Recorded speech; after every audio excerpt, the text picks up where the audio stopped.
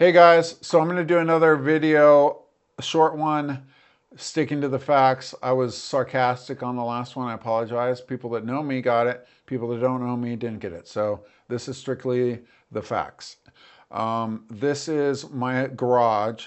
These are FBI agents. There was sheriff departments, or the sheriff department and my local PD, a bunch of other officers roaming around my property.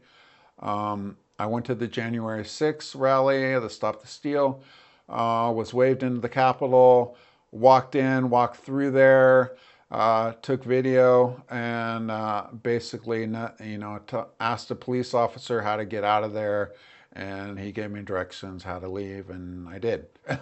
And came home, nothing had happened. A year later, or sometime later, two FBI agents were outside of my church where I worked, and they said that, they knew I was in the Capitol and they wanted to hear my side of the story because DC was looking to give me like 20 years in prison. And I was like, what? I didn't even do anything. I mean, I walked around. They opened up the doors and waved us in. So I was like, well, okay, you should hear my side of the story. So after talking to family and friends, I was advised to not talk any further to the FBI. So I told the guy on the phone, I said, hey, if I need to get a lawyer, I'll get a lawyer, but I'm not going to meet with you and tell you any more. So that was it. They kind of just went away until December 13th of 2023. I was on my way to my yoga class and I made it out of my driveway. You can see here, and maybe like 100 feet, 200 feet down the street, and a car blocks my path, and within like a half a second I'm just surrounded by cars, and guys get out and they've got long guns and short guns, and I've got lasers pointed at me, and they're screaming at me to put up my hands, and I do. They want me to throw my keys out the window. I do. I don't really put two and two together. What's going on? I'm like, they obviously got the wrong guy. So, I'm doing everything they say, and I get put on the hood of one of their cars, and they drove, because my car is like right in the middle of the street. So they drove my car back into my driveway. You can see it back here. And use the buttons in the car to open up the garage. They get in there, they use my keys to get into the house through the garage, and immediately my alarm starts going off. So whole neighborhood starts coming out. My alarm's going off, and they're screaming at me to give them my PIN. At the time, I had used that PIN for a lot of different things, my safe and banking and stuff like that. And I wasn't just going to yell it, and they wouldn't show me a warrant or anything. I was like, and they're yelling at me to give them a PIN to, get in the safe and my alarm system. And I'm like, show me a warrant. And they won't show me a warrant. So anyway, they take me to jail. I'm held in jail without denied bail, bond, no heart medication. I asked to see a doctor. I've got several medical issues. I was told a doctor would see me, later that day, the next day, the next day, a doctor never came, never got to see a doctor. Anyway, a judge finally sees me, and the prosecution, everyone agreed, like I shouldn't be there. They said, okay, he needs to be let out like right now, today. And this was in the morning.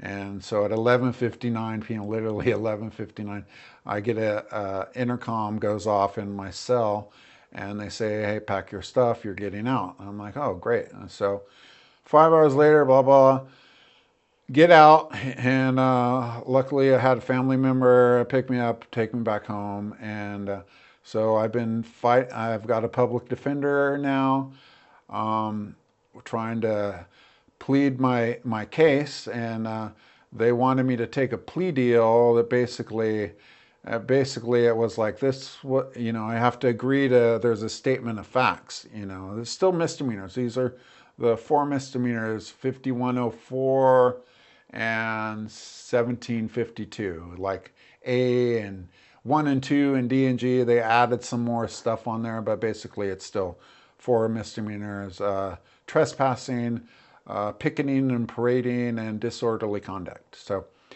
Anyway, so that's what I'm being charged with. I chose to go with and not sign the plea deal. So I basically could have signed the plea deal, and you have to agree to this statement of facts. And I thought that the statement of facts were all not true, so I didn't sign them. To this day, I haven't signed any plea deals. So I didn't sign it. I chose to go to trial for those, and I would have to fly on my dime to DC, and it's either a jury or a bench trial. I chose a bench trial. I figured a jury, maybe in DC, I might not get a fair shake, so I went with the bench trial. Judge, so keep in mind, the plea deal, if I would have signed it, would have dropped 3 of those misdemeanors and just left a 1 misdemeanor. And I think there was like a $25 court processing fee or something, or, restitution or whatever. But it was pretty minor. I'm like, well, in good conscience, I couldn't sign it anyway. So I figured I had a good case. So I chose to go to DC. I went to the judge, a bench trial. Judge sentenced or convicted me of all 4. So all 4 were put back on, and I was guilty of all 4. So since then, I got out of the hospital. I had gone to the hospital with the heart thing, and I had to do a Zoom call for the sentencing. And so they wanted to do it from my hospital bed, and so my public defender sends me a link. It didn't work on the Wi-Fi in the hospital, and I told them, and they hooked up monitors to my heart, so that I could go to my parents' house and do this Zoom sentencing thing from their computer at their house, and I'm still being monitored. So I go and I do my sentencing trial over Zoom, and the judge found that 6 months in federal prison would be a just verdict or a just sentence for that, which kind of floored everybody, including me. So on the 23rd, I'm supposed to go to report to San Diego for 6 months.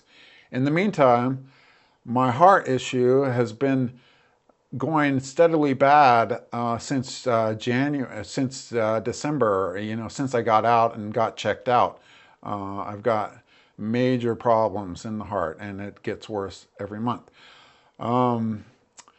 So I have scheduled appointments with cardiologists. They're going to put some, they've put cameras down my throat. This is all documented. All the evidence, letters from my doctor, this has all been given to them. So this isn't all new stuff that I've manufactured to make this happen. I literally have hundreds of thousands of pages of documentation on this. So I've had them write letters and everything, because they're going to throw me in prison on the 23rd of November. And I've got appointments with cardiologists on the 20th. On 26th, they're running, I think it's called a cardiac catheterization. I guess they run something in your heart to check for other damage, so they can fix that when they open you up. I'm going to miss that because that's on the 26th. I'll already be in prison. And then on the 4th, I've got some doctors at the Dr. Fish at the Texas Heart Institute. I have an appointment with him, bringing all my records. I heard they're like really good, and so I wanted to get like a second opinion and stuff.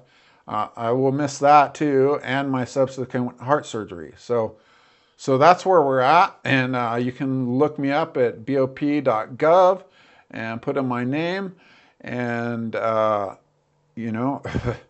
I'm just looking for some support, maybe some legal advice, some cardiologist, some medical advice, and if you want me to talk to you, I've got a lot I can say about this whole thing, but I'd be happy to do interviews.